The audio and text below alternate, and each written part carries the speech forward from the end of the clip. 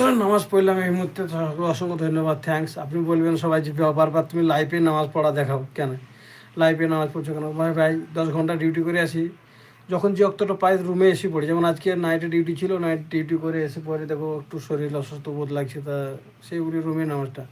ছুটির দিনে যাই মাঝে মাঝে মসজিদে, কিন্তু বেশিরভাগ আমাদেরকে নিজেদের নামাজ পড়তে হয়, কেন কর্মরত যখন ডিউটি কর্মরত থাকে তখন তারপর আমার কোম্পানিরা মসজিদ যেতে দেবে না, তখন ওই নিজে নিজেই পড়তে হয়। তা বেশিরভাগ আমাদের নামাজ ভাষী নিজে নিজে হয়, তা কবুল করার মানে আল্লাহ। তা আপনারাও সবাই যারা কাজে ব্যস্ত থাকেন, বিজি থাকেন, পরিবার নিয়ে নিয়ে যে কোনো অশিলায়, তো অবশ্যই নামাজটা পড়বেন। যেহেতু ফরজ নামাজটাও কমসে কম 4 রেখাত, 2 রেখাত, 3 রেখাত, ঠিক আছে, নামাজ আদায় করার চেষ্টা করবেন। কারণ নামাজের হয়তো আমাদের ইমান, আল্লাহ তালা নামাজ ছাড়া জীবনে কিছু সাথে নিয়ে যাওয়া যাবে না, সব কিছু সব এখানে ফেলে রেখে যেতে হবে, শুধু ইমানটাই যাবে, নিজের নামাজটাই যাবে সাথে। তো আপনাদের কাছে সকলকে রিকোয়েস্ট এবং সবাইকে আন্তরিক শুভেচ্ছা।